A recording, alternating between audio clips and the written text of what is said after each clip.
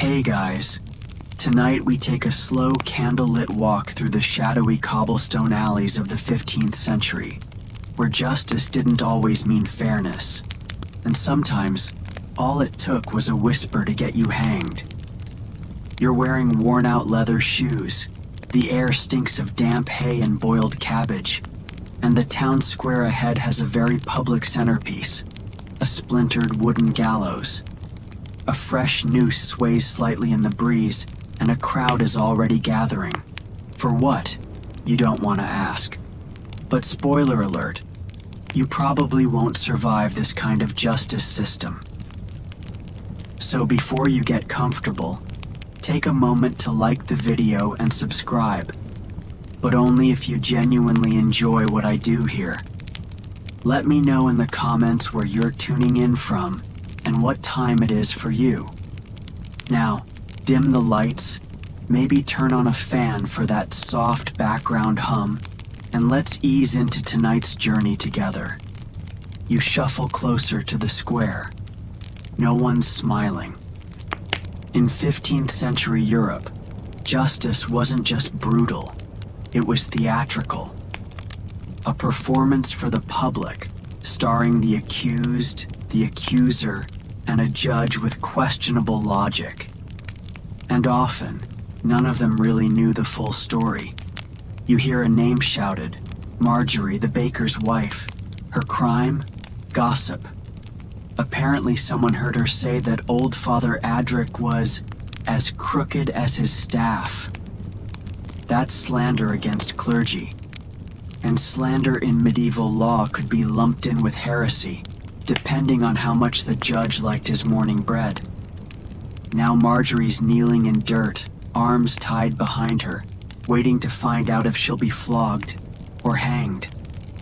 In those days, even a harmless rumor could drag someone before a local court, and court might just mean a handful of elders drinking weak ale around a wooden bench. You didn't need solid proof, just enough townsfolk to agree that something felt wrong. That was enough to start proceedings. The weirdest part? Many believed that public punishment prevented divine wrath. Better to hang one gossiper than let God punish the whole village with a failed harvest, right? And the accusations weren't always from enemies. Spouses accused each other. Children pointed fingers at parents. It was a game of survival. If someone smelled smoke, they were shouting witch before checking the chimney.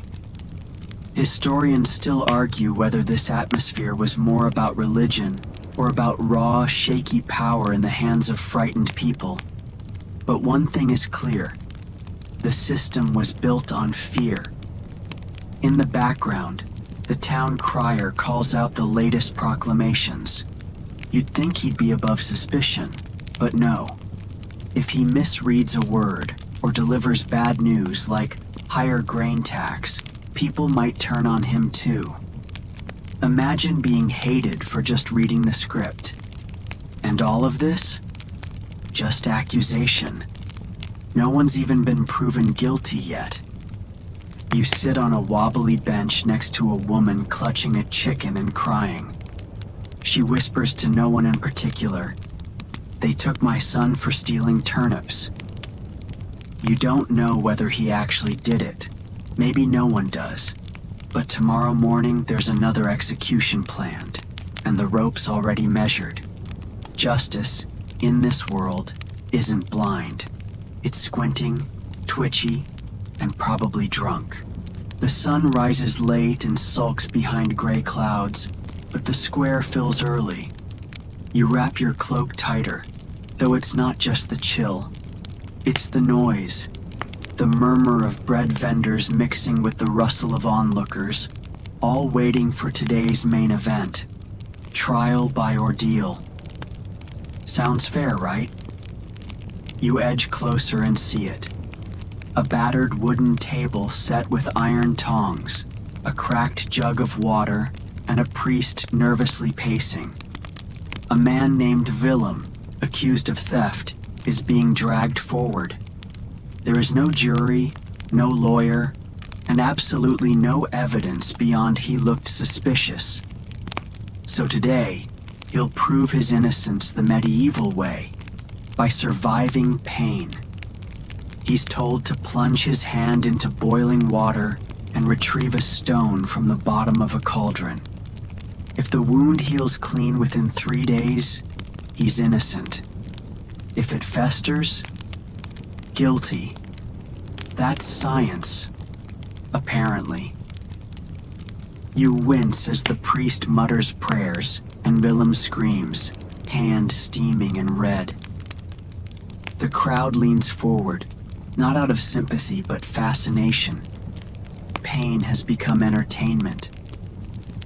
In a world with no TikTok, watching someone's fingers boil passes for a gripping morning show. You shift your weight and glance at a different platform nearby. A woman is tied to a wooden stool surrounded by buckets of water. Her crime? Suspicion of sorcery. She's about to face ordeal by water, one of the dumbest concepts in the history of dumb legal systems.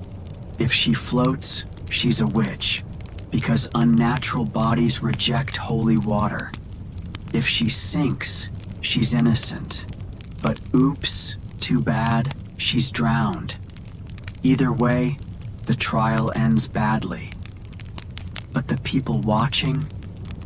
They nod solemnly, convinced they're keeping their village safe from devils, demons, and, somehow, single women who own too many cats.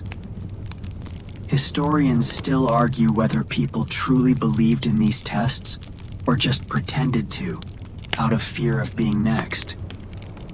Some suggest that trials by ordeal were less about belief and more about convenience.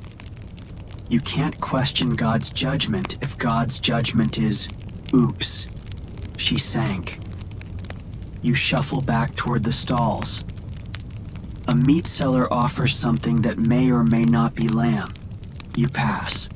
The stench of rot hangs in the air, and your stomach is a tense knot, not from hunger, but from the realization that justice here is less about right and wrong, and more about survival and social luck.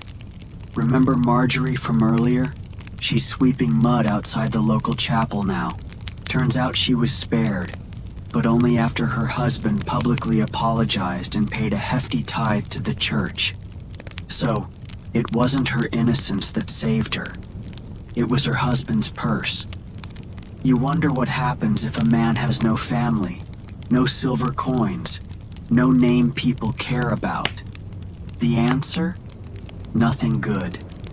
And yet, for all the brutality, the system maintains a rhythm, like a broken clock that still ticks.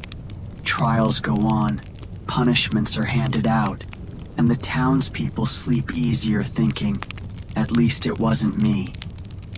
You lean against a post, watching Willem cradle his bandaged hand, pale and trembling. You'll know in 3 days if he lives or dies, not from his crime, but from whether nature decides to scab over in time. And still, the square hums like a beehive, because for now, justice has been done. At least, that's what they say.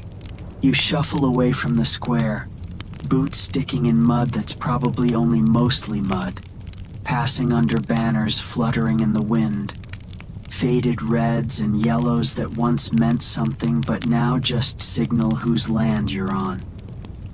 You turn into a narrow alley where another kind of justice lingers, not public trials or ordeal spectacles, but the whispered, bruised kind, noble courts. You probably don't belong here. The houses are larger, cleaner. You hear laughter behind heavy oak doors and smell roasted meat in the air. The laws of this world aren't written for you.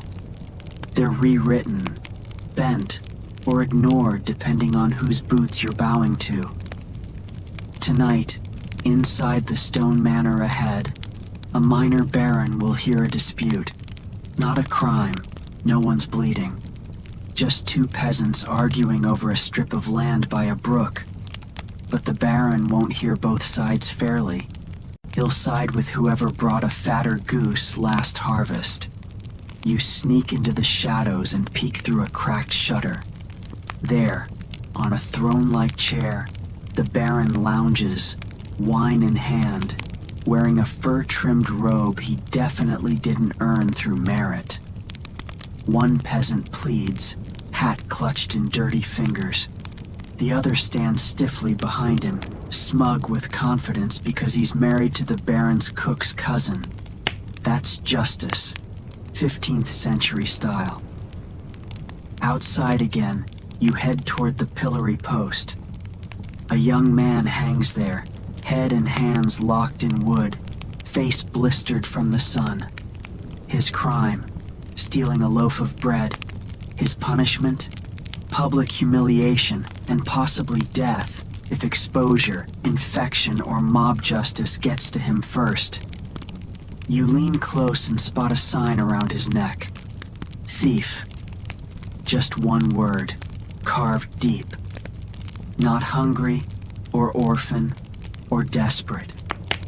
Just thief. A label now harder to shed than the splinters pressing into his skin. Back in the marketplace, you see guards dragging a woman with dirt-streaked cheeks. You follow the commotion and realize she's accused of loose conduct.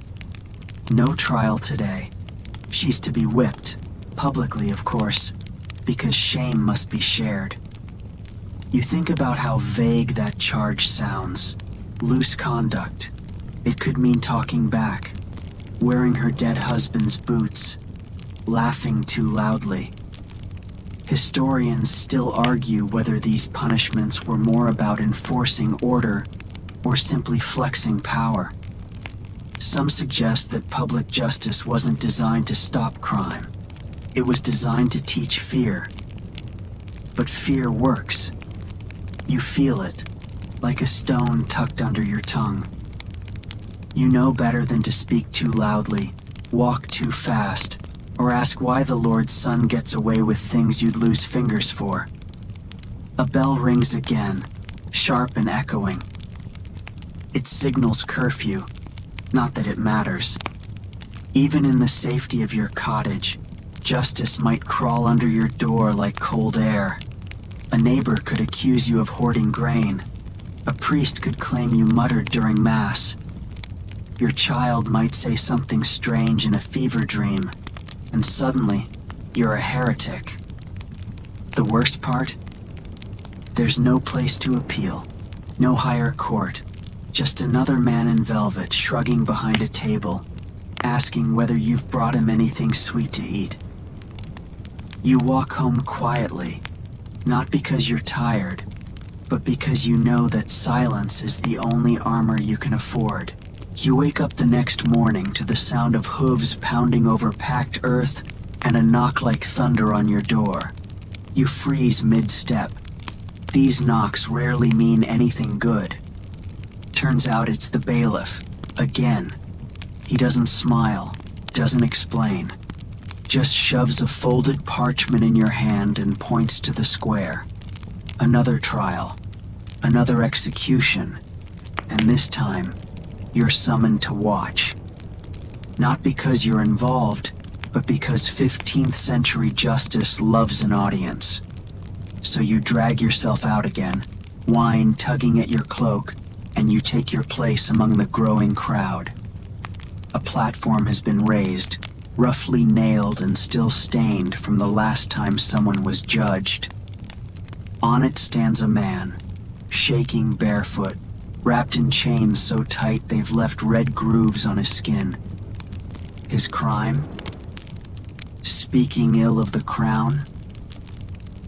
You don't know exactly what he said. Maybe he just questioned a tax. Maybe he joked about the king's hat. Doesn't matter. The punishment's already been picked. As a priest murmurs in Latin beside him, the man begins to cry. Not loud, just a broken leak of air. The executioner adjusts his grip on the rope. You glance at the crowd. Some are solemn, others grinning, as if today's justice is theater and they paid for front row seats. Here's the thing. Even if you're innocent in this world, you're never safe. Trials don't look like anything you'd recognize. There's no defense attorney, no jury of peers. There's just an accuser, a judge who might also be the accuser's drinking buddy, and a punishment already waiting in a shed. Trial by water? They still do it in some towns. Tie a woman up, toss her in the river. If she floats, she's guilty. If she drowns, she's innocent. Bit of a lose-lose situation, don't you think? And if you're a woman, the rules get worse. There's something they whisper about in villages, the Scold's Bridle. A metal cage fitted over a woman's head with a tongue-pressing plate, designed for those who talk too much, which could mean nagging, or disagreeing, or just existing a little too loudly. The irony? Historians still argue whether it was even that widespread, or whether it became infamous because of just how cruel it looked. Either way, the idea of it alone was enough to silence most mouths. You step back from the edge of the crowd as the rope tightens and the world holds its breath. Justice isn't blind here, it's just mean. And half the time it's drunk. Someone nearby laughs, shaking their head. "He should have kept quiet," they mutter, biting into an apple. You want to ask, why should truth cost a life? But you don't. You know better. You slip away before the crowd disperses. You've had enough justice for one day. Enough gallows, enough bridle, enough trial by dunking. Your boots crunch against gravel as you turn toward home, thoughts churning like wind over the moor.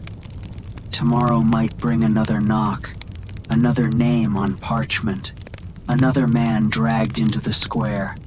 Tonight, you just hope to sleep through it all without dreaming of rope. Word count, 582. Wind down, 150 words. And now, as the fire dies low and the candles sputter, you tuck yourself into the soft hush of your room.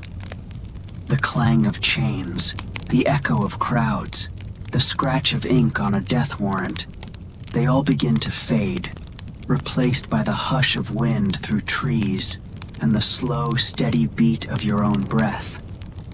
Justice, as we've seen, wasn't always about fairness. Sometimes it was a performance, sometimes a warning, and sometimes just an excuse for cruelty dressed in velvet robes. But here, in the calm of your space, there's no pillory, no trial, no whispered accusations. Just you, wrapped in stillness, with the past tucked safely away.